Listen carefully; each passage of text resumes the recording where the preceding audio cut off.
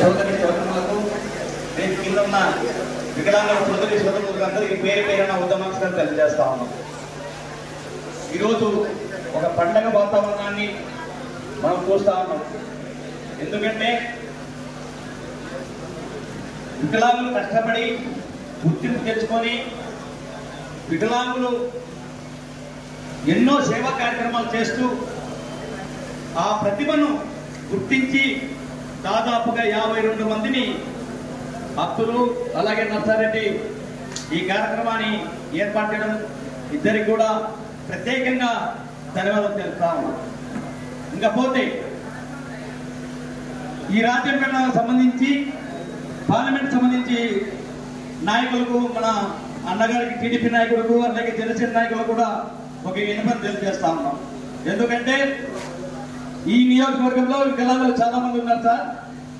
వికలాంగుల కోసం ఇంటి స్థలాలు ఇంతవరకు కూడా ఇక్కడ దాదాపుగా గత 5 ఏళ్ళు చూసాం.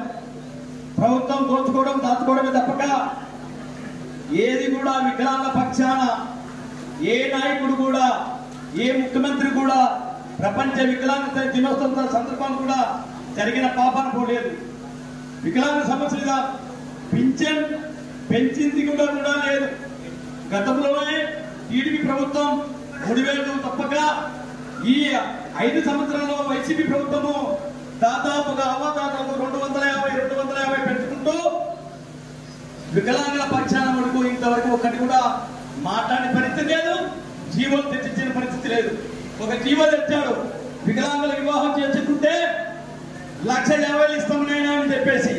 కానీ రాష్ట్రంలో బడ్జెట్ కేటాయించలేదు. వికలాంగులకు ఒక్కరికి కూడా వివాహ ప్రోత్సాహ బహుమతి ఇవ్వలేదు. ఇట్లా చేసుకున్న పోతే జగన్మోహన్ రెడ్డి వికలాంగులకు చాలా అన్యాయం చేశారు తప్పక న్యాయం చేసిన పరిస్థితులు అయితే లేదు. మానేశ్వరి మందగిష్టమాని ఉద్యమంలో మేము దాదాపుగా నారా చంద్రబాబు నాయుడుతో 2024 మినిట్లో సత్తెనపల్లిలో ఒక భవనంలో మాట్లాడి చంద్రబాబు నాయుడుతో వికలాంగులకు చాలా ఇబ్బంది పడుతున్నారు సార్, గత ప్రభుత్వం చాలా అన్యాయం చేసింది, ఈ ప్రభుత్వం మాకు న్యాయం చేయాలనేసి సత్తెనపల్లిలో మాట్లాడితే మందగిష్టమాని గారు నేను కూడా ఉన్నా అందులోనే వికలాంగులంతా దాదాపు 2,000 మంది వికలాంగులతో మాట్లాడి పింఛన్ దేశంలోనే ఎక్కడ లేకుండా ఆంధ్రప్రదేశ్లోనే 6,000, 10,000, 15,000 పెంచిన చరిత్ర ఎవరైతే నారా చంద్రబాబు నాయుడు గారి కూడా మీ అందరి సభలో తెలియజేస్తా ఉన్నాం. ఎందుకంటే చూస్తున్నాను 2 కాళ్ళు లేక 2 చేతులు లేక ఇబ్బంది పడుతున్నా మన సమాజాన్ని గుర్తించింది ఒక టీడీపీ ప్రభుత్వమే అనేది కూడా ఈ కుటుంబ ప్రభుత్వమే అనేది కూడా గుర్తించుకోవాలి. 2016 చట్టాన్ని కేంద్ర ప్రభుత్వం అమలు చేసింది, కానీ ఈ రాష్ట్ర ప్రభుత్వం అమలు చేయలేదు. ఈ రాష్ట్ర 2016 చట్టాన్ని అమలైతే మన జీవితాల్లో వెలుగు వస్తుంది. ఇది కూడా త్వరలోనే కూడా మానేశ్వరి మందగిష్టమాని ఉద్యమంలో అన్నగారితో మాట్లాడి ఒక సభను ఏర్పాటు చేసి చంద్రబాబుతో మాట్లాడించి మనకు అనేకమైన 23 డిమాండ్లను సార్ గారికి ఇవ్వడం జరిగింది. చంద్రబాబు సార్ గారికి అవి కూడా త్వరలోనే మనం అమలు చేసేదానికి కృషి చేస్తామని వికలాంగులతో పోరాడుతుంది. మీ అందరి తరఫున మేము పోరాడడానికి సిద్ధంగా ఉన్నాం, చేసేదానికి ప్రతి ఒక్కటి కూడా మేము సిద్ధంగా ఉన్నామని కూడా తెలియజేస్తాము.